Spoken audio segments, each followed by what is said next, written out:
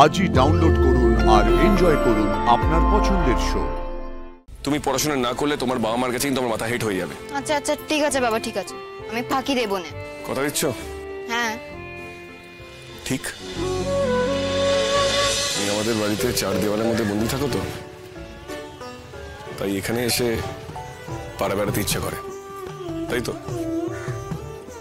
রাজু, আমি কিন্তু বলে রাখছি, এখানে এসেছো বলে তুমি সারাদিন টোটো করে ঘুরে বেড়াবে আর দেদার পড়াশোনায় ফাঁকি দেবে, ওসব কিন্তু চলবে না। আমি চোখের আড়াল হলাম মানে তুমি যা খুশি তাই করতে শুরু করবে, ফাঁকি দিতে শুরু করবে, তারপরে বন্ধুদের জুটিয়ে খেলতে চলে যাবে, একদম চলবে না। তুমি জানবে কেমন করে আমি পড়াশোনা করছি কি ফাঁকি দিচ্ছি? সে আমি জেনে যাবো। তোমার বাবার নাম্বার আছে তো আমার কাছে?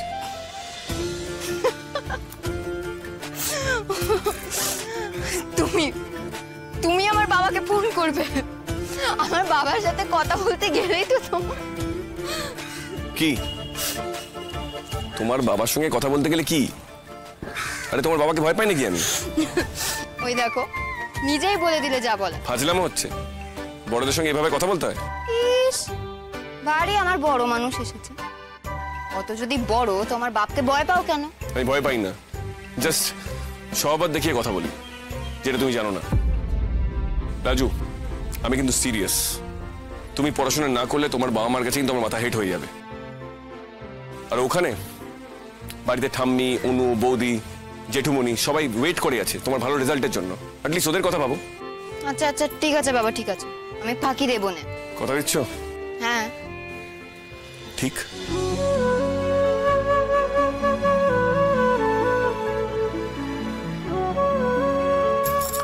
ঠিক ঠিক ঠিক, একেবারে ঠিক। রাজু, তোমাকে অনেকের কাছে অনেক কিছু প্রমাণ করে দিতে হবে। তোমাকে প্রমাণ করতে হবে যে তুমি কারোর থেকেও কম নয়। তুমি গ্রামে হতে বড় হয়েছো, কিন্তু তোমার বিদ্যে আছে, বুদ্ধি আছে। আমি চাই কেউ যেন তোমাকে গেও আর অশিক্ষিত বলে অপমান না করতে পারে। সত্যি, আমি তো শহরে আদব কায়দা কিছু জানি না, তার উপরে তোমাদের বাড়িতে আশ্রিত হয়েছিলাম, তাই জন্যই তো এত কথা শুনতে হয়েছে।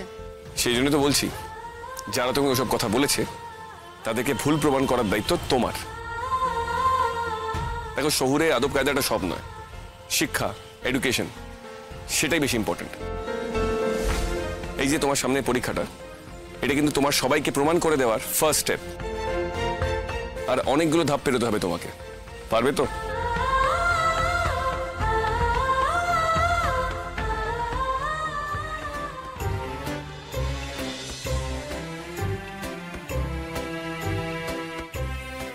কি হলো? হ্যাঁ না কিছু না বলে যে হাসছো?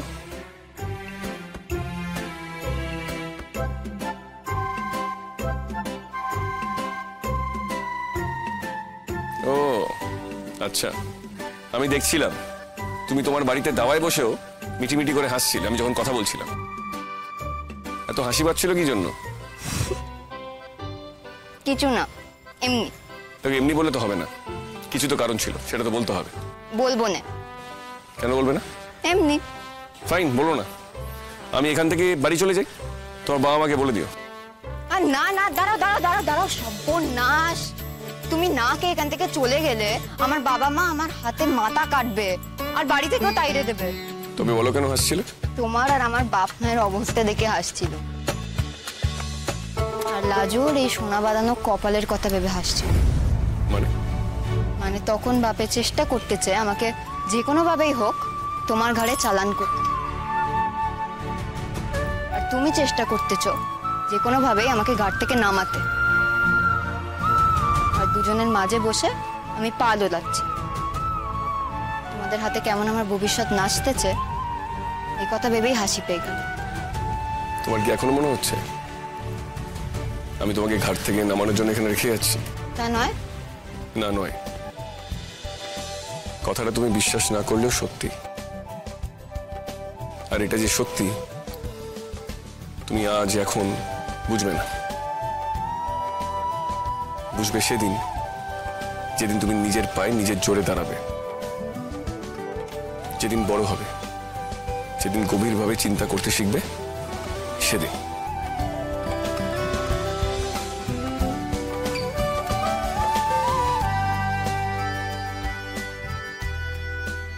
এই দাঁড়া দাঁড়া, কি বললি? ভালো হবে না বলছি, দাঁড়া। এই পিয়ালি, চুমকি, করিশ্মা, তোরা এই দুপুর রোদ্দুরে খেলতে বেরিয়েছিস? এই রোদে তো তোদের চাঁদি ফেটে যাবে রে। তোদের বাড়ির লোক জানে? লাজু দিদি, তুমি কবে এলে গো? এই তো এইমাত্র এলুম। লাজু দিদি, এবার কিন্তু থাকতে হবে। আগের বারের মতন একটা দিন থেকেই চলে গেলে হবে না কিন্তু। থাকবো তো, এবারে অনেক দিন থাকবো। ওটা ওটা তোমার সেই শহরের বরটা না?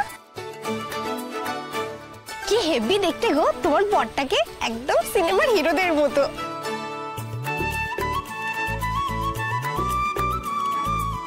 খুব পাকা হয়েছিস না তোরা, খুব সিনেমা দেখছিস। লেখাপড়াটা করছিস না সেসব ছেড়ে দিয়েছিস? ও লাজু দিদি, আমাদের তো লেখাপড়া হচ্ছে, কিন্তু পিয়ালির শেষ। কেন রে পিয়ালি, তোর লেখাপড়া কেন শেষ?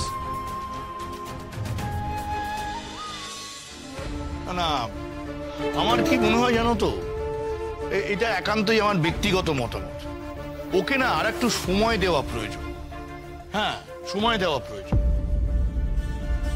এই যে ধরো বনলতার ব্যাপারটা, এটা তো ভয়ঙ্কর ট্রমা না? তারপরে ধরো এই যে লাজবন্তীর ঘটনাটা, ওকে তো সবচেয়ে বেশি ভুগতে হয়েছে না? যদি কেউ এই বাড়িতে ভুগে থাকে সেটা তো ও, আর তো কেউ নয়। তাই সব মিলিয়ে না বিয়ের ব্যাপারে একটা মেন্টাল ব্লক তৈরি হচ্ছে, মেন্টাল ব্লক। হ্যাঁ, বিয়ের ব্যাপারে ও হয়তো না বলছে না, কারণ মা বলছে, কি বা বলবে, কিন্তু বিয়ের কথা এলেই ও তো পিছিয়ে যাচ্ছে। আমার মনে হয় ওকে আর একটু সময় দেওয়া দরকার। এটা কি বলছেন দাদা? দাদা দেখুন, ওর যদি কোনো মানসিক সমস্যা তৈরি হয়ে থাকে সেটাকে তো প্রশ্রয় দেওয়া ঠিক না, না? এটাকে যদি আমরা প্রশ্রয় দিই তাহলে কিন্তু এই সমস্যাটা ওর মনের মধ্যে আরো চেপে বসবে। দেখুন, ওই লাজুকে কোনো মতে বাড়ি থেকে বের করা গেছে, আমাদের কিন্তু আর দেরি করাটা ঠিক হবে না। এর মধ্যেই কৃষ্ণর বিয়েটা দিয়ে দেওয়া উচিত। বুঝতে পারছো না, ওই যে ভদ্রলোক, মানে ওর বাবা, সে আবার আগের বারের মতো গ্রাম থেকে এসে আবার হম্বি তম্বি শুরু করে যায় যদি, হ্যাঁ? সেক্ষেত্রে এবার আমাদের কঠিন হতে হবে দাদা। তার মেয়েকে ঘাড়ে নিয়ে তো আমাদের চলতে পারে না, না? আর আমার কি মনে হয় জানো দিদি ভাই, ওরা যদি এসে দেখে যে কৃষ্ণর নতুন বউ এসেছে বাড়িতে, তাহলে কিন্তু ওরা ব্যাপারটা মেনে নেবে। ওদের কাছে এই 2-4টে বিয়ে কোনো ব্যাপার না, ভাববে কৃষ্ণ আবার একটা বিয়ে করেছে, এখন মেয়েকে এখান থেকে নিয়ে চলে যাওয়াই ভালো।